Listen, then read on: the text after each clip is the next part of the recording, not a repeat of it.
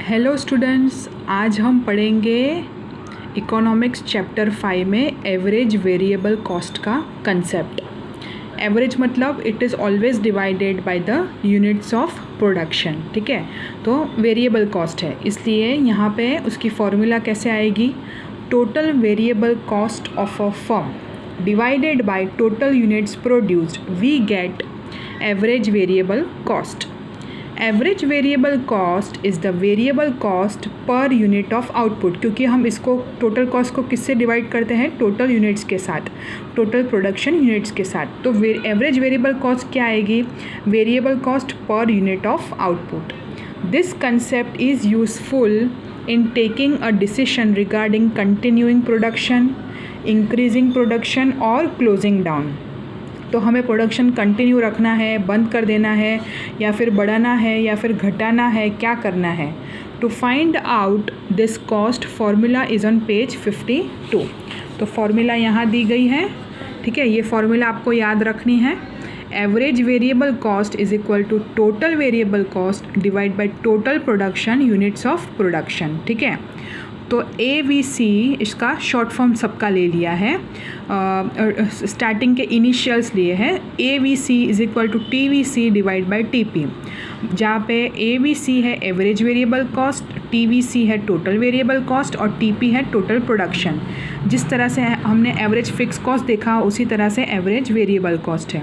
यहाँ पे एक एग्जांपल लिया गया है। For example, suppose firms total variable cost is ₹150। Total variable cost कितनी है? 150। ठीक है, और प्रोडक्शन कितना है? 20 यूनिट्स का।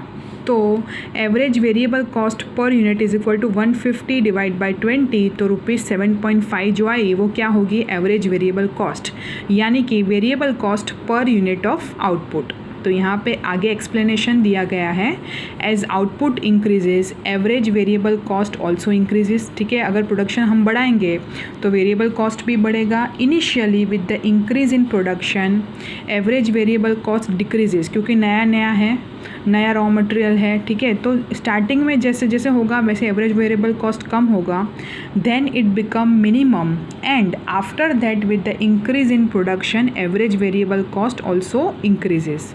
कैसे होगा? ये टेबल और डायग्राम दिया गया है, वहाँ से ये पॉइंट क्लियर होगा। It means that it has relation with the volume of production. This can be understood with the help of table and diagram. तो देखो यहाँ पे आउटपुट कितना था? स्टार्टिंग का आउटपुट है। ठीक है, तो आउटपुट कम होगा और खर्चा क्या है? 80 है। ठीक है, तो 8 रुपये है, फिर बढ़ा। ठीक है, तो थोड़ा कम होता गया। ठीक है, फिर इसलिए इसको बोलेंगे मिनिमम होता गया। ठीक है, फिर क्या हो गया? रॉ मटेरियल ज़्यादा यूज़ होने लगे।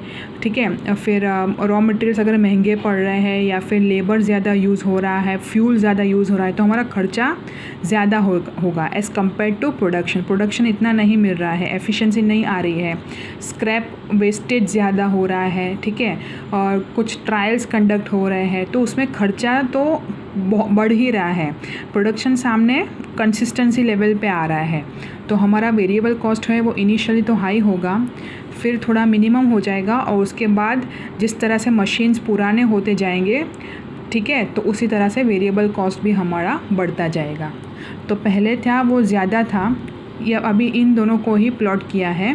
एक तो आउटपुट इन यूनिट्स को एक्स एक्सिस पे रखा है, और एवरेज वेरिएबल कॉस्ट को वाई एक्सिस पे रखा है। आउटपुट 10 था तो 8 है। ठीक है, तो आउटपुट 10 है, 8 है। इस तरह से ABCDEFG प्लॉट किया।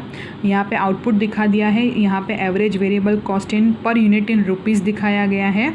ठीक है, तो ABCD और यहाँ पे लिख दिया है एवरेज वेरिएबल कॉस्ट कर्व। तो ये वाला टेबल और ये वाला डायग्राम आपको ड्रॉ करके मुझे पिक्स भेजने हैं। ठीक है, so in diagram 5.5 output is shown on x axis and average variable cost is shown on y axis. Here in the diagram first average variable cost move left to right upward.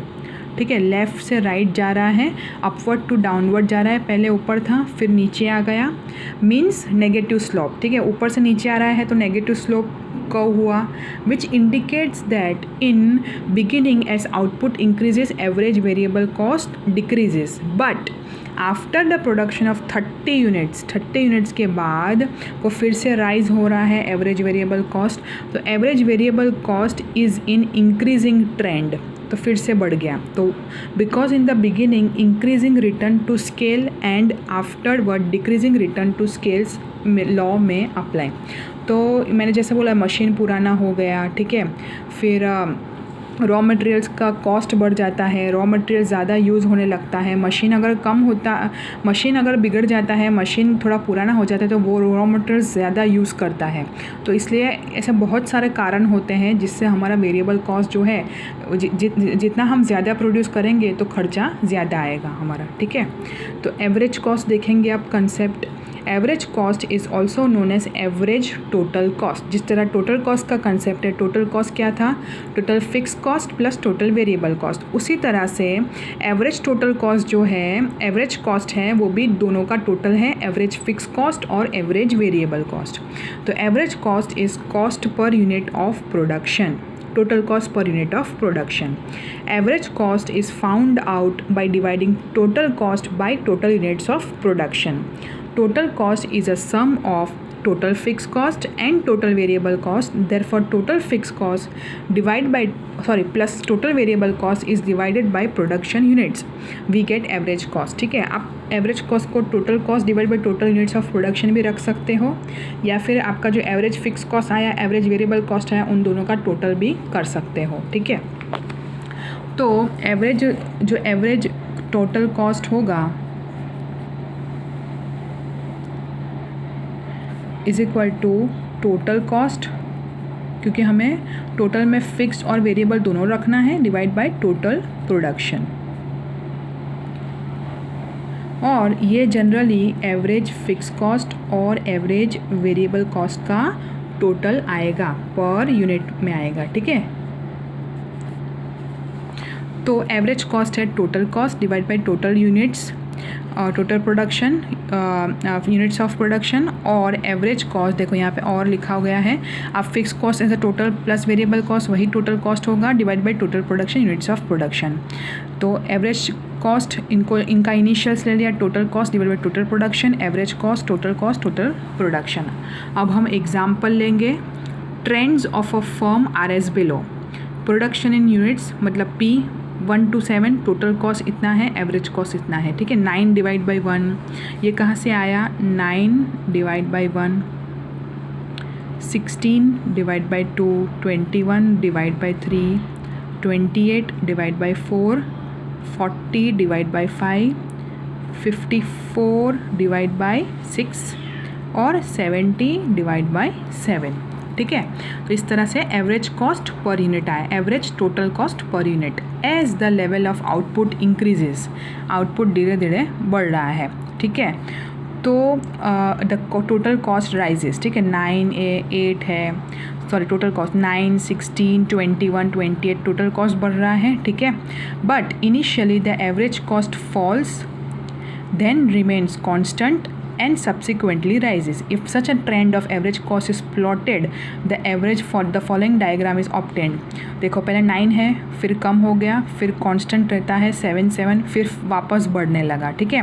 क्योंकि ये दोनों का मिश्रण होता है, दोनों का combination होता है, fix cost and variable cost. तो अब हम इसको प्लॉट करेंगे। यहाँ पे रखेंगे एवरेज कॉस्ट और यहाँ पे रखेंगे प्रोडक्शन यूनिट्स 1 to 7। यहाँ पे 8 एक ज़्यादा लिखा है ताकि आपका डायग्राम वो प्रॉपर दिखे। 1 पे लिखेंगे 9, फिर 2 पे है 8, 3 पे है 7, 4 पे भी है 7 कांस्टेंट रहता है, 5 पे है 8, 6 पे है 9 और 7 पे है 10। तो इस तरह से A to G पॉइंट दे दिया और एवरेज कॉस्ट को दिखा दिया। तो in diagram 5.6 on x axis output and on y-axis average cost is shown in the beginning with the increase in the output. Average cost decrease after some units of production. Increase in average variable cost is more in comparison to decrease in average fixed cost. तो variable cost हमने देखा था वो ज़्यादा हो रहा था और एवरेज फिक्स कॉस्ट तो मोस्टली सेम ही रहता है, ठीक है। तो पर यूनिट वो डिक्रीज़ हो जाएगा, जैसे जैसे आउटपुट बढ़ेगा वैसे वैसे वो डिक्रीज़ हो जाएगा। तो ये जो टोटल कॉस्ट है वो दोनों का कॉम्बिनेशन है, फिक्स कॉस्ट और टोटल कॉस्ट का। तो वेरिएबल कॉस्ट में इंक्रीज़ ज़्यादा है फिक्स कॉस्ट से, तो टोटल कॉस्ट भी इंक्रीज़ होगा क्योंकि एक कंपोनेंट का भार ज़्यादा है। वेरिएबल कॉस्ट का इंक्रीज़ का रेट ज़्यादा है as compare to decrease in fix cost, तो टोटल कॉस्ट इंक्रीज़ होगा and average cost curve becomes U shaped. U shape हो गया, ठीक है। इन शॉर्ट इसको वी शेप भी बोल सकते हैं, ठीक है। अगर पर यहाँ पे क्या है, स्ट्रेट लाइन है, ठीक है, तो ऐसे ऐसे ऐसे इस तरह जाएगा तो ये यू शेप हो जाएगा। ऐसा नहीं है, ठीक है, ये ऐसे हो रहा है तो it is a U shape curve. In short, initially with an increase in production, the average cost decreases. Then at a particular level of production, it is minimum. मतलब ये 7 जो सेम हो रहा है वो, but after that it increases with an increase in production. Therefore, average cost curve becomes U-shaped. तो average cost curve आपका U-shape का हो जाएगा, ठीक है। अब हम देखेंगे marginal cost का concept. Meaning we know that if production is increased, the cost of production also increases with the increase or decrease of 1 unit in total production. Whatever change has taken place in total cost is known as marginal cost. तो अगर हम 1 unit बढ़ाए या 1 unit घटाए तो उसकी total cost पे क्या असर पड़ती है, क्या इफ़ेक्ट पड़ती है। मार्जिनल मतलब क्या, एडिशनल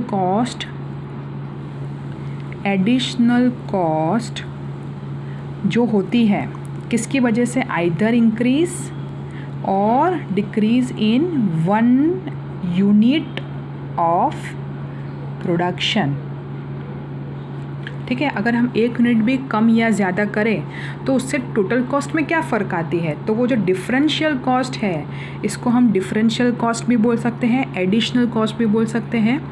तो एडिशनल कॉस्ट जो होगी 1 यूनिट ज़्यादा या कम करने में उसको मार्जिनल कॉस्ट बोला जाएगा। In short, marginal cost is the change in total cost. वो चेंज इंक्रीज भी हो सकता है, डिक्रीज भी हो सकता है, ठीक है।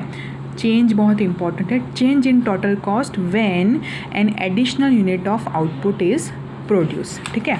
तो एडिशनल यूनिट जब प्रोड्यूस होगी तो उससे कॉस्ट में क्या फ़र्क आएगा, तो उसको बोलेंगे मार्जिनल कॉस्ट। अब हम देखेंगे फॉर्मूला एंड एग्जाम्पल।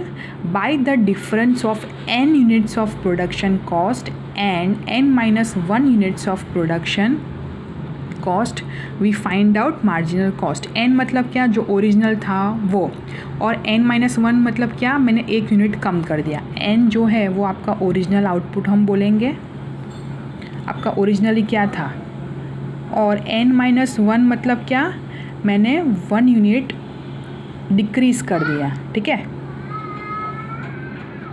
तो 1 यूनिट घटाने से आपका कॉस्ट में क्या फ़र्क आता है, क्या इफ़ेक्ट आता है, उसको बोलेंगे मार्जिनल कॉस्ट।